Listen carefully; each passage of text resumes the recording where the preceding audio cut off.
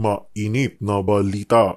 Itong mga diaryong malalapad ay talagang napapakasangkapan din para kunwari, akalain mong walang kakwentang-kwentang bagay, gagawin mong banner. Pagka sinasabi mo yung seryosong bagay, halimbawa, yung maaring paglabag sa saligang batas na sa aking palagay dapat pagtalunan sapagkat yun makakadisgrasya sa ating legal processes. Sabi ko nga sa iyo, ayaw man lang, kahit isang salita lang doon dyan, takot na banggitin na nanggaling sa akin yung salita na yun. Wala, hindi nila iuulat yun dyan. Kahit na asterisk, wala kang makikita. Nagkagulo-gulo na kami. Opo. Pati yung aking hopya ay kinuha. Pero makikita mo sa diaryong malalapad. Ni yung balat ng hopya, hindi na buti na lang, merong social media. Ayun na, yun po. Sa bagay. Yan ang... Hindi ba kayo nagtataka? Alam po ninyo, ang ating mga kababayan, kahit nasa kalagayan natin ngayon na naghihirap ang ating bansa, ngunit hindi po naghihirap ang kanilang mga utak. Matatalino po. Matatalino na. Tama Naging kayo. matalino po sapagkat nagsisiyasat na po sila sa mga nangyayari sa ating paligid ngayon. Kasi ang nakikita kong gagawin nila, hahayaang dumami ng dumami. Na akala mo pagka dumami ang bilang, magkakaroon ng pagpapatibay. Yun na nga. Lalo sigurong makikintal sa kaisipan ng mamamayan. Sabi na, marami pala talagang may gusto na tanggalin ang ating pangalawang Pangulo. Huwag na po kayong magbakasakali. Alam po ninyo, ang ating mga kababayan, kahit nasa kalagayan natin ngayon na naghihirap ang ating bansa, ngunit hindi po naghihirap ang kanilang mga utak. Matatalino po. Matatalino na. Tama Naging kayo. matalino po sapagkat nagsisiyasat na po sila sa mga nangyayari sa ating paligid ngayon. Yun ang masasabi ko sa iyo. Yun lang pangalawa, Kong. At saka, di ba, naalala mo, 75 grupo ang nagsama-sama sa pangunguna din po ng, kaibigan nyo naman ito, si Kong Nery Colmenares. 75 grupo ang sinama nila at doon nagrarara sa loob pa ng Kongreso. Yun ang kanilang ikalawang impeachment complaint. Hindi mo ba nakikita ang gusto nilang mangyari? Kasi kahit na alam nila na yung mga complaint na sunod-sunod nilang ipapile sa House of Representatives ay mawawalan din naman ng saysay.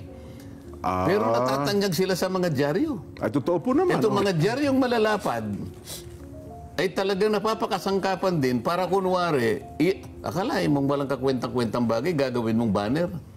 Meron pang meron pa silang litrato. Totoo yun. Para bang napakalaking bagay, napakalaking pangyayari sa lipunan ng Republika na nakapag-file sila ng isang walang kakwenta-kwentang impeachment complaint. Pero, marami nang nangyaring mabuti para sa kanila. Kalaming madyaryo ka. Ayaw po naman. Pero pag ako'y tumayo roon, sasabihin ko na kailangan natin munang pagtalunan kung tama ang ginagawa natin. Kahit na isang salita ko lang na manggaling sa akin, Jet, o kaya litrato ko kahit nakatagilid lang ako, wala, hindi nila iuulat yun dyan. Kahit na asterisk, wala kang makikita. Para bang walang nangyari. Nagkagulo-gulo na kami. Pati yung aking hopya ay kinuha. Pero makikita mo sa diaryong malalapad. Ni yung balat ng hopya, hindi na po ano po kayo? Maniwala ka sa akin. Lagi kayo. Meanwhile, Mabuti na. samantala. Mabuti na lang, merong social media. Ayun na, yun po. Sa bagay. Yan ang... Hindi ba kayo nagtataka sa dalawang malapad na papel? Maniwala kayo sa akin. Parang babangungutin lahat ang may-ari ng newspapers na yan kapag ang aking muka ay nilantad nila ron. O meron akong sinabi, maniwala ka sa akin, magkakasakit talaga yung mga yan sa takot. Kailangan masabi na natin ito. Ganun po So talagang... Ngayon, balik tayo sa pagkakaisa. Yan, yung pagkakaisa. Napakahalaga yan Wala ka bang sasabihin, Nelson, 9 na beses na binanggit sa manifesto. Kung talagang nasa puso nila ang manifestong ito, pagtalunan natin. Kung ito'y nasa puso nila talaga. Kung totoo, Kong, ang totoo nga niyan, bukod dun sa sinasabi na siyam, na ulit na binanggit yung word na pagkakaisa, meron pa nga dyan, Kong, baka napansin nyo, pag magkakaisa kami sa lahat ng pagkakataon. Kaya nga nandun nga yung isang salitang pagkakaisa, magkakaisa at nagkaisa, bilangin mo yan, siyam. Alam mo, dahil nga ito'y napaka-importante, ang pagkakaisa, Naalala ko sa pagdalo ko sa mga pagtitipon natin eh. Opo, May opo. nababanggit dyan eh. Kung pag-uusapan ay pagkakaisa, ewan ko si Nelson kung mayroong... Kung talagang ito ay nakikinig sa pagtitipon. Ako nakikinig ako dyan. Lalo na kung pinag-uusapan ay pagkakaisa. Pagkakaisa. Sa ating mga di ba? pagtitipon, opo, Ang ating oo. pagtitipon. Sabi niya, masdan mo ang pagkabuti at Aha. pagkaligaya Aha. ng mga magkakapatid Na magsitahang na nagsisitahang magkakasama sa pagkakaisa. Yan, opo. Palagay ko wala nang tatalo pa dun sa Aha. nakasulat yan yata sa banal na kasulatan dyan. Awit 133 yan, Kong. Aba, hindi ko alam kung anong basta yun po kung saan natatanda- pinagkunan. opo, Basta oo. yung natatandaan ko lang. Yes, opo. Tandang-tanda ko yan din sapagkat ang pagkakaisa talaga, naandyan ang buhay ng isang bansa. Oho, oho. Naandyan ang kapalaran ng isang bansa. Kaya Pagkabuti, dyan, huwag mong pagkaligaya bibiruin yan, yan. Kong. Kaya nga nagdudulot Anong ng... kabaligtaran ng pagkakaisa? Ay, di pagkakawatak-watak. Oo. Bahagi. Pagkakabahag. Oh, wala ka bang naalala sa pagtitipon natin? Kung ano naman ang diferensya ng pagkakawatak-watak, pagkakampi-kampi, Nako. at saka yung mga inggitan. Ay, pagka ganyan ko. May panibugo. Ano ba? Di ba yung inggitan, panibugo, selosan. Wala ka natatandaan sa pagtitipon natin, Jen? Ayan ay karunungang hindi bumababa mula sa taas ko. Yan ay, Kundi yan ay sa, Pero may sa jablo. pinagmulan yun eh. Kayo kanyang mga siloso, kayo kayong mga inggitin, may panibugo. Oo. Na mapapait. At kayo kanya'y nagkakampi-kampi. Opo. Huwag niyong ipagmapuri ang karunungan na yan sapagkat hindi nang galing yan sa itaas. Yes. Yes. Saan nang galing? Sa jablo. Sa Diablo pala eh. Yan ang sinasabi ko. Yan ang kabaligtaran ng pagkakaisa. Pero meron pa sinasabi eh. Nanonood sa ating ko, si Ka Michael... Nakita mo kanya kung nasaan ka Opo. yung pagkakampi-kampi. Opo. Nandyan ka yung kaguluhan. Andyan yung kaguluhan. O, hindi ba tayo nagkakagulo ngayon?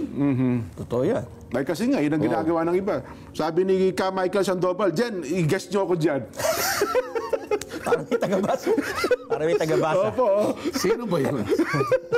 Opo. Talaga naman. So, Ibang Michael Sandoval, yung gwapo noon pero hindi na masyadong gwapo ngayon. guwapo pa rin po. Guwapo, guwapo.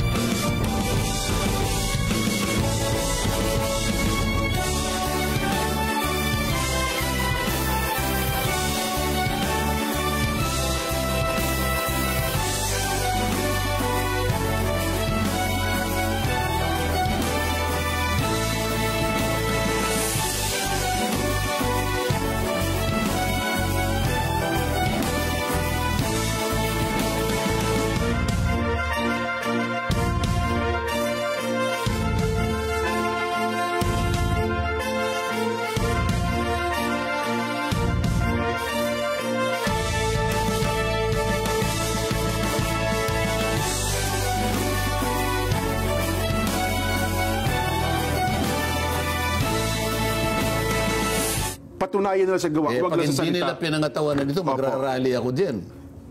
Isasamahan namin kayo. Huwag kayong magsosolo. Sinasabi ko sa inyo, Oho. kasi kayo nang gumawa nito eh. Oho. Huwag niyong bibiruin to. Hindi tayo nagbibiruan dito. Manifesto. Huwag niyong bibiruin ang sambayan ng Pilipino. Oho. At saka hindi binibiro ang salitang pagkakaisa. Pagka ito'y biniro mo, sinasabi ko nga, Oho. magkakakampi-kampi tayo, di ba?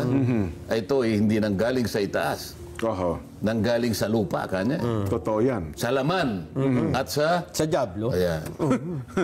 Buti na lang, naintindihan ito eh. Mabuti pa kung itong ano eh, ha? Ito nagulat din ako eh. Itong official ng National Security Council, Jen, Kong, National Security. Assistant Director General Jonathan Malaya. Si Yusek Malaya. No, kilala ko yan. Ang sabi niya, Kong, ito daw isinusulong ng Makabayan Black na impeachment laban sa Vice President is an attempt to create political mileage. Ha? Sinabi ko na nga kanina, nasa malapad na dyaryo silang lahat. Aba siguro talagang, nako, yan ang kanilang pinapangarap araw-araw. Yan naman mga dyaryo. Pinitik mo lang ang tenga nung gano'n. Nandun sila lahat. Oho. Pero pagka sinasabi mo yung seryosong bagay, halimbawa, yung maaring paglabag sa saligang batas, na sa aking palagay dapat pagtalunan, sapagkat yun makakadisgrasya sa ating legal processes. Sabi ko nga sa iyo, Ayaw man lang, kahit isang salita lang doon dyan, takot na banggitin na nanggaling sa akin yung salita na yun. Lalong-lalo na kung ipiprint ang aking litrato doon. Ganun ba? Palagay ko talagang may mangyayari sa buhay nito. Talagang yun ang kinatatakutan. Ang pangamba nila ay hindi ko siguro hindi ko alam kung gaano katakot sila sa akin dyan. Ay bagay ngayon naman kung mukhang second option na lang sila kasi ang kalimitan ngayon online na ang pinanonood, pinakikinggan ng tao kong kaya Binabasa. Ang binabasa ngayon. Anyway, Kong, Hindi sandit nila lang. naisip na baka Opo. nilagay nila yung litrato ko ron, baka lalong gumanda yung kanilang circulation. Yun talagang di ba? gagawin ho doon. Ba't ko nasabi yun? Baka mamaya i-print nga ng aking mukha doon. Makabawi-bawi sila. Saglit lang po, ihigop lang kami ng mainit na kape. Mainit ang ating talakayan Oo nga. Pagka mainit daw ang talakayan, Nelson, Dapat palamigin ng kaunti. palamigin ng kaunti. Sabayan natin ang paghigop ng Supreme Pure Organic Barley. Ang latest, ang balita natin, pinasimulan na raw ang pangangalap ng pirma ng mga miyembro ng Kamara de Representante para maging mabilis ang proseso nito, Kong. Ano ba yung binabanggit? Bakit kinakailangan ng pagpapapirma ng bilang ng mga mambabatas ukol dito sa impeachment complaint? Ano ba ang papel nito, Kong? Hindi, teka muna.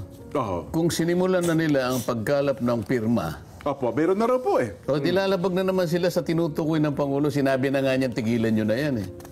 Ba? Oo nga, no? Kasi kapag kung umanap ka ng pirma, ito yung diretsong pagsasakatuparan ng impeachment complaint na hindi nadadaan sa Committee on Justice. Ito'y tuloy-tuloy na itatransmit sa Senado Opo. kasama na yung articles of impeachment.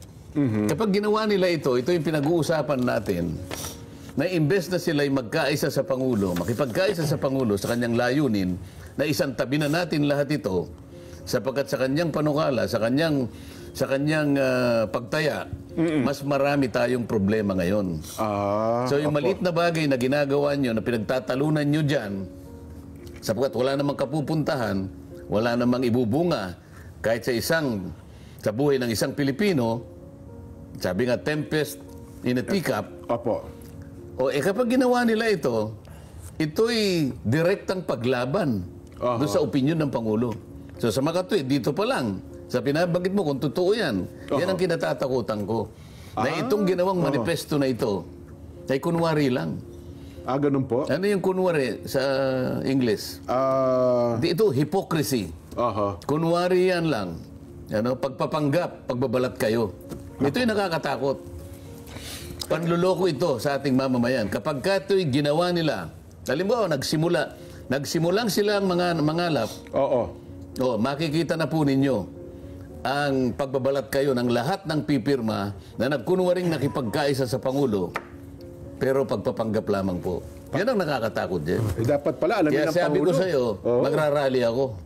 Ganun po? Siguro kung may pipirma. Kasi ang nag-initiate... Yun lang pagtatangka ng pagpipirma. Magtatangka ba yun kung walang basbas?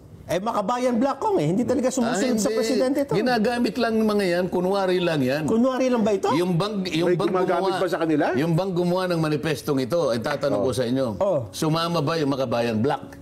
Hindi po. Wala nakapirmata dyan po. Kaya nga, pero doon sa pag-uusig, sa confidential fund, kinasangkapan sila ng leadership. Hindi nyo napansin yun? Kitang-kita naman, Kong. Di gano'n, kunwarian lang ito. Yun lang pagharap ng Pangulong Duterte sa Quadcom, ang unang pinront agad yung grupo ng makabayan. Kaya nga, Kasi alam itinabi nila. pa siya doon sa kalaban ng Pangulo. Naintindihan naman natin lahat yun kasi- Kaya nga sinasabi ko sa inyo, ito'y pagkukunwari lang kapag pinilit nila. Makakapag-initiate ba yung mga yon kung walang basbas? Magpapagod lang sila Sinong pipirma dyan? Halimbawa, kung walang basbas ang Pangulo, di 4 lang silang pumirma. Ako naman, Kong. Isasama mo yung isang akbayan Yung bagong yung dagdag, na patagi-tagilid yung bibig ko magsalita, 5 lang sila. Tapos na. Ibig sabihin, maniniwala pa rin ako na nakikipagkaisa na yung kabuuan ng Kamara. Sapagkat ang pinagmulan ng pagpipirma, 5 lang ang katapos-tapusan. So yun ang bibilangin pala natin. Ang lakas naman ng loob nilang magpapirma. Ang lakas naman ng loob. Pero ang chismis sa Kong, parang higit na raw sa higit na raw sa 5 Sa mga tweet, Chismis na naman sa akin, Kong. Hindi ko Itong naman- pagkakaisang ito, pinaglalaruan ng taong bayan. Ito Ako yung ayaw mo. naman, Kong. Meron pa rito Pagkakaisa kanya yung katapatan. Ayan na yun. Oo. Isip-isipin mo. Pinili nila yung mga mabubuting mga salita Oo. Isang deklarasyon ng pagkakaisa, katapatan at paninindigan sa pagtatanggol sa bayan. Oho. Nasaan ang pagkakaisa? Nasaan ang katapatan? Oho. Nasaan ang paninindigan mo nung ginawa mo itong manifestong ito? Ako naman ko, sabi ko nga, bawalang galang sa mga nagsusulong ng impeachment. Mukhang iba ata ang pagkakaintindi nila sa salitang pagkakaisa at pagkakatapatan. Kasi may sariling ano yan eh.